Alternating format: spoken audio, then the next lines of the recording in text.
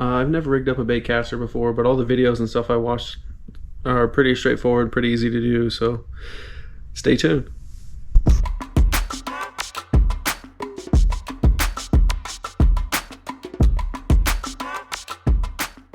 Hey, what's up guys, it's Dylan here. I got a graduation to go to this weekend in my hometown, and I thought it'd be the perfect time to go do a little bass fishing with my best friend. So I had to get a couple things in order for that to happen. I left my rod in Branson, so I ended up just buying another one, and I thought it was the perfect time to try out a baitcaster.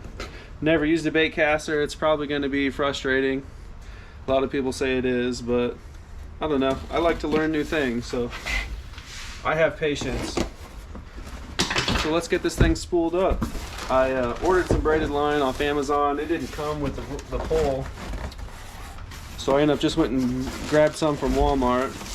Not too big of a deal, I guess.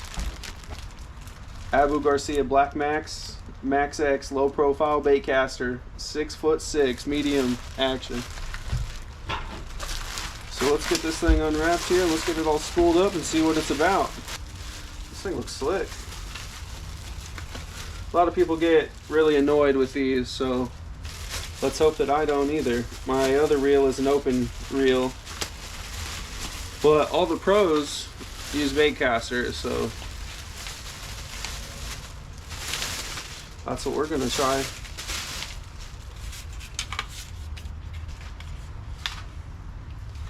Thing's nice. It's pretty nice. It feels awesome in your hand.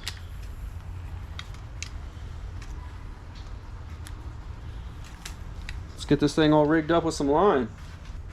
It has a little bit of information on it. I can't even get it open. There we go. So right here it says if you're using mono, you can use 12 pound, 120 yards, 0.32 millimeter thickness, but we're going to use braid, and it'll support up to 30 pounds, 120 yards at 0.36 millimeters. So this is actually what I just picked up at Walmart. This is kind of expensive for what it is, but my one on Amazon wasn't coming anytime soon, so we're a little bit under here, like a 12,000 millimeter thickness difference, so we're all right. So we're gonna take this and we're gonna get this rigged up here.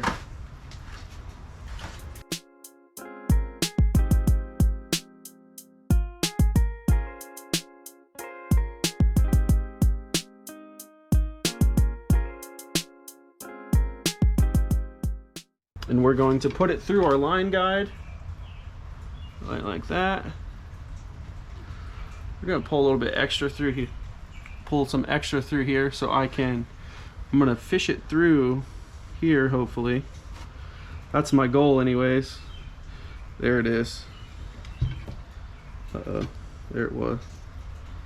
There it is.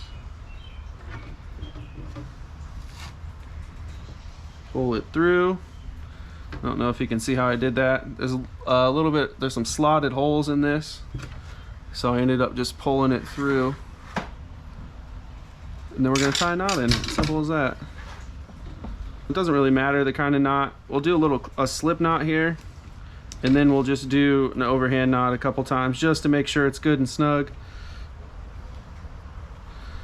We'll go through here twice. There we go, like that.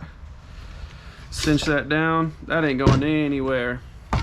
Yeah, like I said, don't try to, oh, these are hemostats.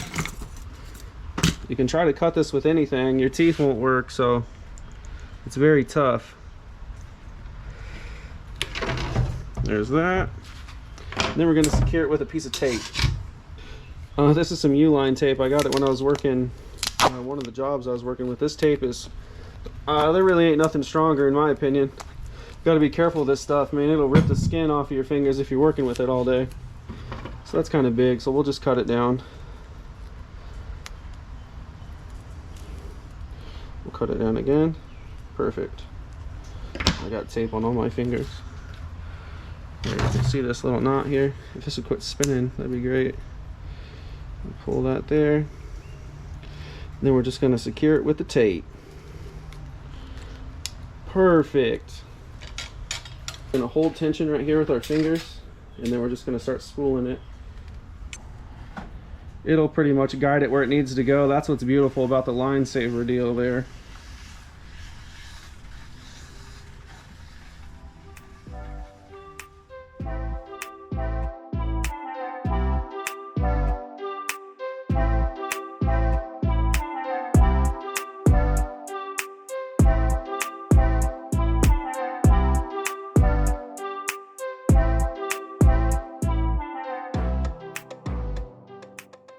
I'm gonna put this on real quick and then I'm gonna cast it out in my driveway a couple 5 or 6 times to make sure that everything works how it should.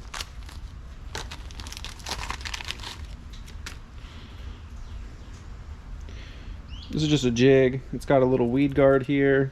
It keeps it from getting caught up in weeds and getting stuck. It's a little bit of green with blue, red, and green flake in it. I think it'll do pretty well. So I'm just going to take my braid, I'm going to fold it in half, just do a polymer knot, stick it through here,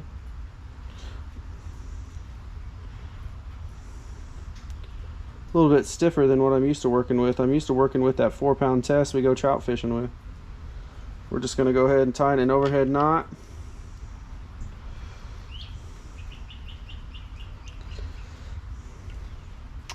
And then we're going to open this. We're going to go over the whole jig.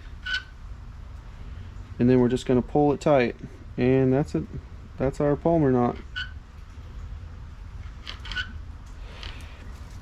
Helps to get them wet. Boom. There it is. We're all rigged up. I'm going to cut this. Cut my little extra for my tagline. I used a lot, but that's okay. Now I'm gonna go cast it out in my driveway and see if I know anything at all what I'm talking about when it comes to using a bait caster. We're gonna go ahead and turn this all the way up. Yeah, it's on 0. We'll turn it all the way to max. Let's put just the drag there, keeps it from rolling back. We're going to tighten this all the way too.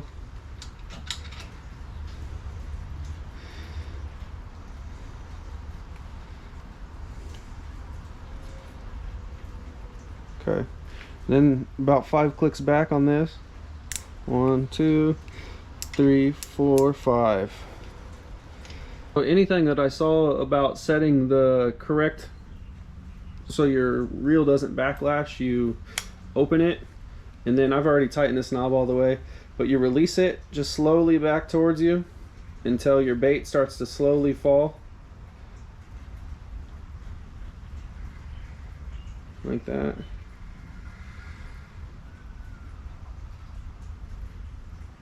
It looks like it. That looks right to me.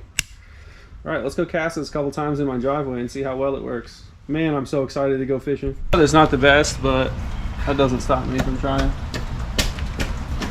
We're gonna go ahead and cast this a couple times, see if I got it rigged up right. This is my neighbor Jackson. He's pretty cool. We don't go fishing together, but we should. We should. You know how to use a bait caster? No. I want to learn though.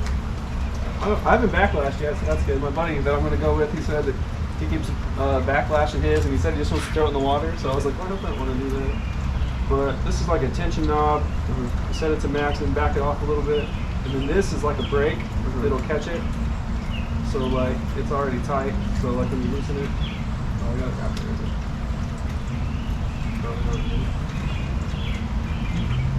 Sit out here and cast it a couple times. This bait cast is really good for like flicking into cover, and that's what I really like doing. I like working jigs, but I'm gonna try to just see if I can go off the flick.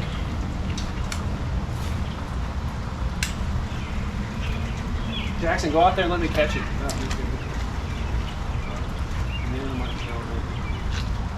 Not me. Yeah.